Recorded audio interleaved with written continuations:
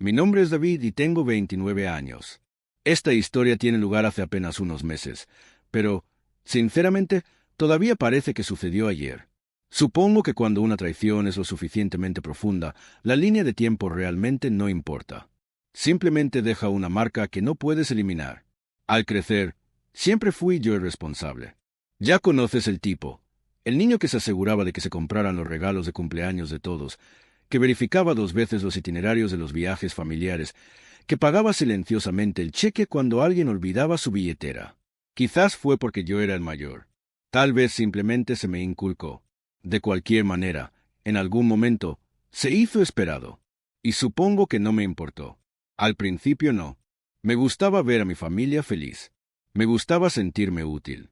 No fue hasta más tarde que me di cuenta de que ser el responsable de mi familia no significaba ser apreciado. Significaba ser utilizado. Se acercaba mi cumpleaños, el número 29. No es exactamente un hito, pero para mí todavía me parece importante. Un pequeño punto de control antes de los 30. Un año que había sido brutalmente duro. Perder un trabajo, recuperarme con trabajos independientes, ayudar a mis padres a cubrir los pagos de la hipoteca cuando las horas de papá fueron reducidas. Honestamente, todo lo que quería era una noche en la que pudiera ser simplemente David. No el fondo de emergencia. No el reparador. No el tipo que resuelve el lío de los demás. Solo yo. Entonces decidí planear algo bonito. Nada extravagante. Nada loco. Reservé una acogedora habitación privada en este restaurante que me encantaba. Un pequeño lugar italiano escondido de la avenida principal. Pagué el depósito yo mismo. Elegí un menú preestablecido para que nadie tuviera que preocuparse por los precios e incluso hice un esfuerzo adicional. Pedí pequeños obsequios personalizados para todos. Pequeñas cosas basadas en chistes internos y recuerdos compartidos. Un llavero de bolos personalizado para mi hermano Matt, debido a todas las noches que pasamos en las pistas mientras crecíamos. Una delicada pulsera con dijes para mi mamá que reflejaba una que había perdido hace años. Un vinilo vintage de mi papá que tocaba los domingos. Quería que se sintiera tanto como un agradecimiento como una celebración. Envié las invitaciones con un mes de antelación. Texto grupal. Recordatorios del calendario. Incluso hice un seguimiento la semana anterior solo para asegurarme de que todos tuvieran la dirección y la hora fijadas. Todos respondieron con el visto bueno, el corazón e incluso algunos mensajes de «no puedo esperar». Debería haberlo sabido mejor. Debería haber sentido las grietas incluso entonces. Llegó el día.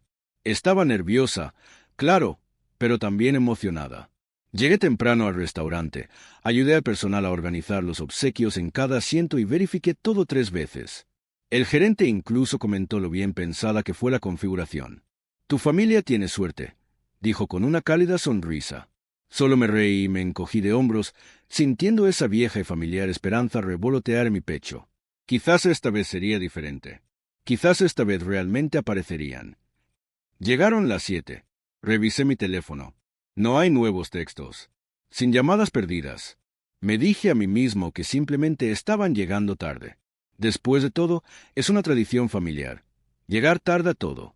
7:30 todavía nada. Me reí con el servidor y dije algo sobre el tráfico. 8. El hoyo en mi estómago comenzó a crecer. Me quedé mirando las sillas vacías, los regalos colocados como acusaciones frente a platos impecables. A las 8:15, la gerente se acercó torpemente, aclarándose la garganta. «Señor, ¿quiere hacer un pedido ahora? Pronto tendremos que empezar a terminar la cocina». Asentí aturdida, agradeciéndole, tratando de no dejar que el calor que subía por mi rostro se convirtiera en una humillación total. Empaqué los regalos en silencio, dejé una generosa propina por las molestias y salí al aire fresco de la noche con una sensación de vacío en el pecho. Me quedé sentado en mi coche durante mucho tiempo, mirando el volante. No lloré, no grité. Me quedé allí sentado, congelado, hasta que mi teléfono vibró en mi regazo. Por un segundo de infarto, pensé que tal vez eran ellos. Quizás alguna disculpa masiva. Alguna explicación. Algún accidente automovilístico o falta de comunicación. No, fue peor. Mi hermano Mar había publicado una serie de fotos. Él, mis padres, un par de primos, todos en una bolera al otro lado de la ciudad. Grandes y estúpidas sonrisas se plasmaban en sus caras. Etiquetaron la publicación como Noche Familiar. Ninguna mención de mi cumpleaños. Ni siquiera un comentario sarcástico. Simplemente nada. Como si yo no existiera. Mi estómago se retorció con tanta fuerza que sentí como si fuera a vomitar. Ojé las fotos aturdido. Allí estaba Matt posando en medio del tazón, riéndose con los brazos alrededor de nuestro primo Kyle. Allí estaba mi mamá lanzando signos de la paz con una bola de bolos rosa brillante. Mi papá, con la cara sonrojada y sonriendo en el mostrador de bocadillos como si no hubieran prometido que estarían conmigo esta noche. Como si no hubieran confirmado su asistencia, no hubieran exagerado lo especial que querían que fuera. Me quedé allí sentado durante unos minutos, mirando la pantalla, los reflejos de neón destellando contra el cristal. Y luego, en una especie de neblina distante, comencé a sumar cosas. ¿Cuántos meses había hecho flotar la factura de electricidad de mis padres? ¿Cuántas veces le había deslizado dinero a Matt cuando vino llorando por un mes difícil? ¿Con qué frecuencia había conducido hasta media ciudad para ayudar a alguien a mudarse, arreglar una cerca o cuidar un perro en el último momento? Qué fácil había sido para ellos hacerme a un lado cuando no era útil. No grité, no golpeé el volante, no llamé ni envié un mensaje de texto con ningún ensayo emotivo exigiendo respuestas. No, acabo de abrir mi aplicación bancaria. Moví algunas cosas, pausé algunos pagos, cancelé algunas transferencias automáticas. Y luego, una vez que todo estuvo limpio, ordenado y definitivo, abrí nuestro chat grupal familiar. Me quedé mirando el cursor parpadeante durante mucho tiempo. Luego escribí, sencillo y frío. Buena suerte pagando tus cuentas sin mí. Presioné enviar. Vi aparecer las pequeñas marcas de verificación, entregadas una por una. Y luego cerré mi teléfono y conduje a casa sin pensarlo dos veces.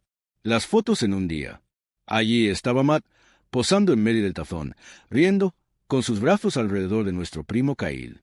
Allí estaba mi mamá, lanzando signos de la paz con una bola de bolos rosa brillante. Mi papá, con la cara sonrojada y sonriendo en el mostrador de bocadillos, como si no hubieran prometido que estarían conmigo esta noche. Como si no hubieran confirmado su asistencia, no hubieran exagerado lo especial que querían que fuera. Me quedé allí sentado durante unos minutos, mirando la pantalla, los reflejos de neón destellando contra el cristal. Y luego, en una especie de neblina distante, comencé a sumar cosas. ¿Cuántos meses había hecho flotar la factura de electricidad de mis padres? ¿Cuántas veces le había deslizado dinero a Matt cuando vino llorando por un mes difícil? ¿Con qué frecuencia había conducido hasta media ciudad para ayudar a alguien a mudarse, arreglar una cerca o cuidar un perro en el último momento? Qué fácil había sido para ellos hacerme a un lado cuando no era útil.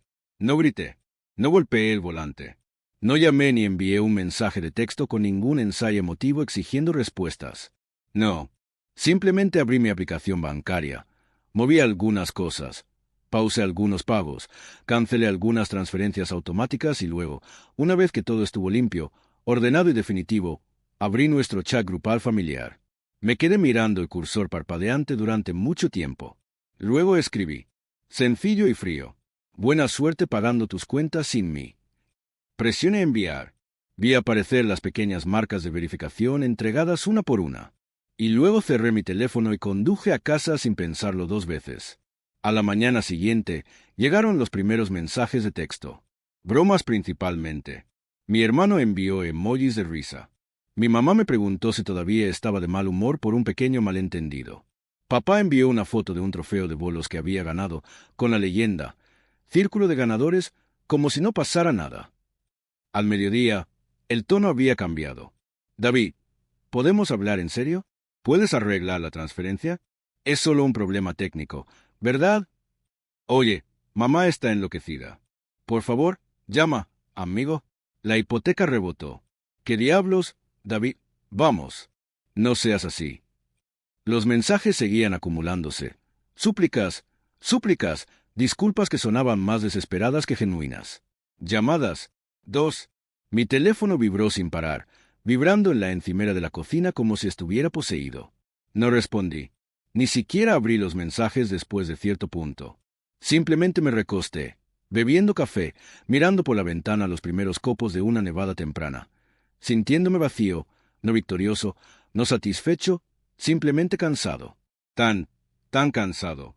Y en algún lugar profundo de mi pecho, una voz tranquila susurró. Tal vez finalmente sea hora de dejar de prenderme fuego para mantener a la gente caliente. Pero ese no fue el final. Ni siquiera cerca. Lo que pasa con desconectar a las personas que te ven como una red de seguridad andante es que no simplemente entran en pánico. Se pelean, empiezan a cometer errores. Y en el caso de mi familia hicieron unos bastante espectaculares. A la mañana siguiente, alrededor de las 9 de la mañana, recibí una llamada del número de mi mamá. No respondí.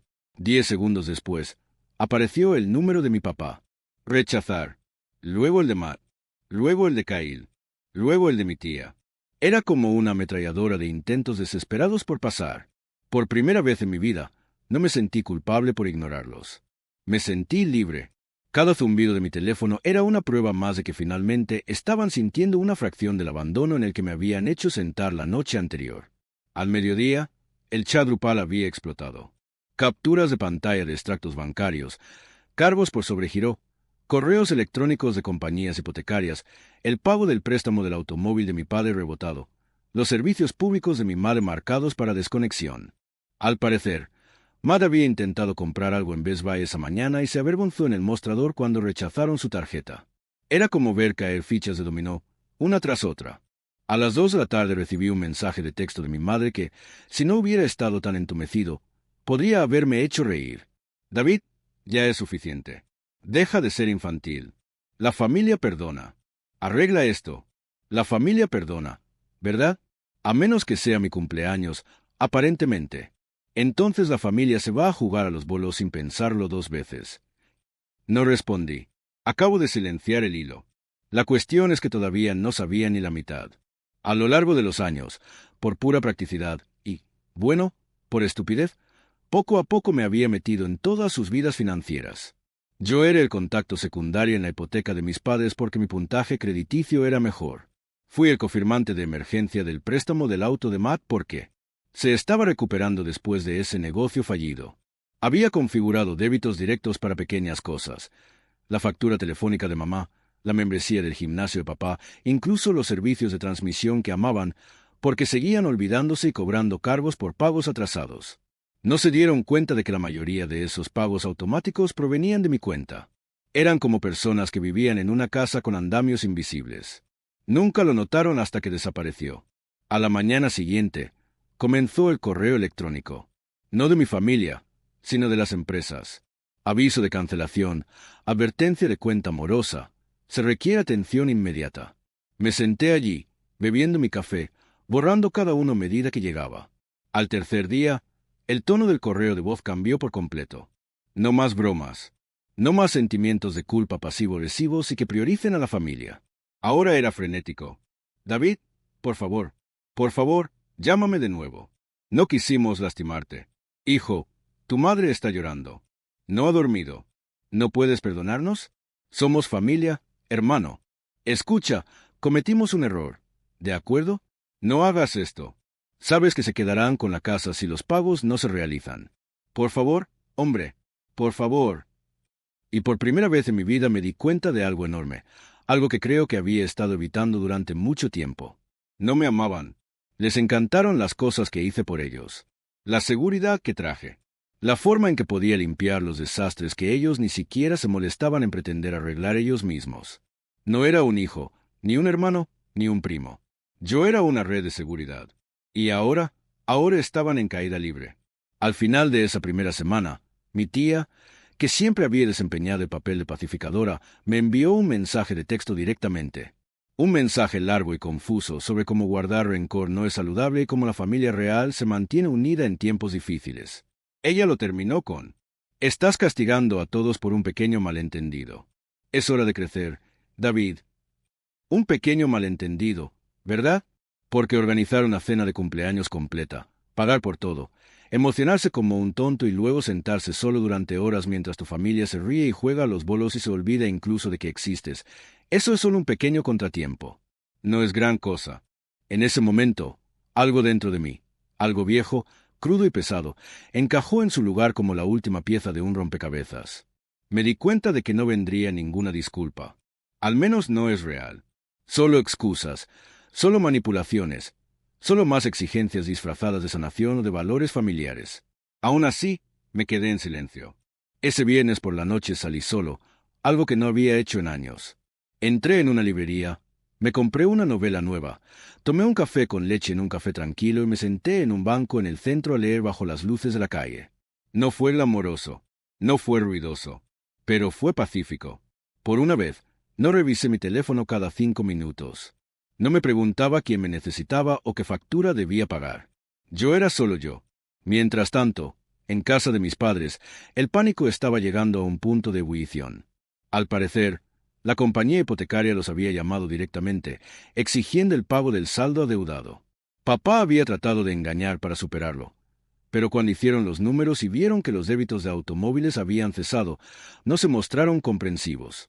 El auto de Matt fue oficialmente marcado para recuperación. Estaba previsto que los servicios públicos de mamá se cortaran el lunes por la mañana si no se recibía el pago. ¿Y la peor parte? Todavía no le habían contado al resto de la familia lo que estaba pasando. Demasiado orgulloso, demasiado avergonzado. Así que, desde fuera, todo parecía normal, hasta que dejó de serlo. El sábado por la mañana recibí un mensaje de texto de mi prima Yene, uno de los pocos miembros de la familia que realmente me agradaban. Ella no fue parte del desastre de los bolos, pero aparentemente se había enterado de que algo grande estaba pasando. Hola David, no sé qué está pasando, pero sé que estoy aquí si necesitas algo. No te merecías lo que te hicieron. Eso casi me rompe. Casi. Pero sabía que tenía que seguir adelante porque lo que vendría después, bueno, digamos que sus problemas estaban a punto de empeorar mucho. El domingo por la mañana me desperté cuando alguien llamó a mi puerta. No es un texto, ni una llamada, un golpe, ruidoso, persistente, desesperado.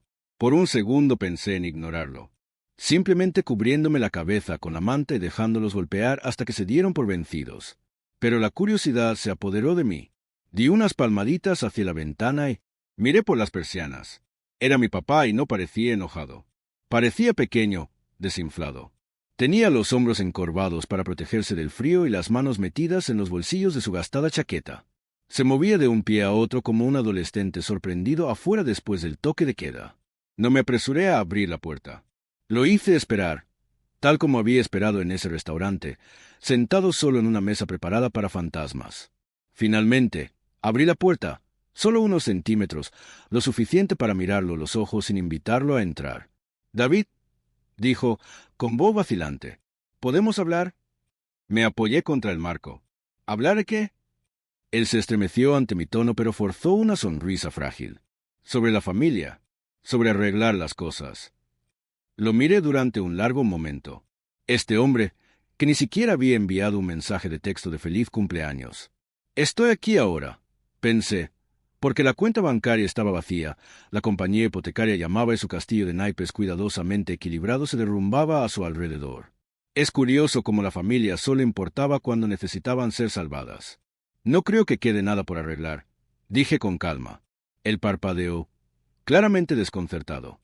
Abrió la boca, la cerró de nuevo y finalmente encontró las palabras. «Cometimos un error. Lo sabemos. Tu madre está enferma por eso. Matt también. No quisieron lastimarte. Pensaron que sería divertido. Una sorpresa. Primero jugar a los bolos, luego verte más tarde. Simplemente se salió de control». Levanté una ceja. «¿Pensaste que dejarme plantado durante 2 horas era una sorpresa?» Tuvo la decencia de parecer avergonzado. «Nos equivocamos», dijo, con la voz quebrada. «Pero estás castigando a todos». ¿Castigar a todos? Ahí estaba de nuevo, como si yo fuera quien empezó esto. Pensé en cerrarle la puerta en la cara, pero se me ocurrió una idea diferente, más fría. «Está bien», dije lentamente. «¿Quieres hablar sobre arreglar las cosas? Bien». Sus ojos se iluminaron con cautelosa esperanza. «Primero, admítelo», le dije. «Ahora mismo me utilizáis. Todos vosotros». Él se puso rígido. «David, vamos». «No», lo interrumpí bruscamente.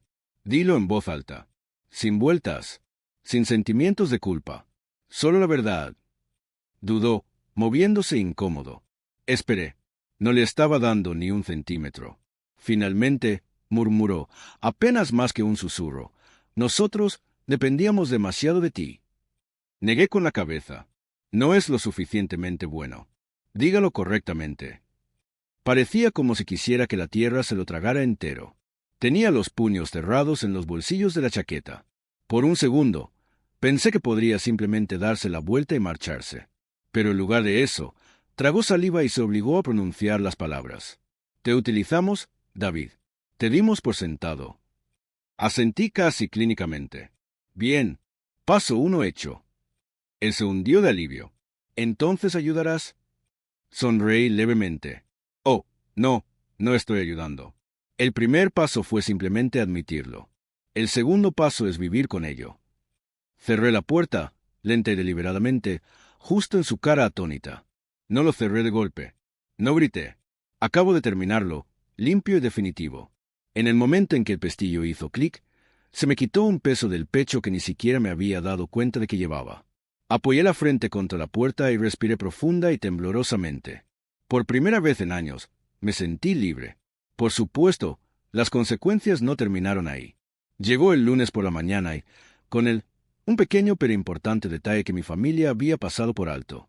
Mi nombre no solo estaba vinculado a sus facturas. Estaba ligado a su papeleo, la hipoteca. Yo era el codeudor.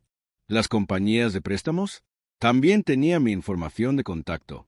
Y cuando los pagos cesaron, también lo hizo el blindaje automático que había creado para ellos: reenviar avisos, interceptar llamadas y suavizar los cargos por pagos atrasados.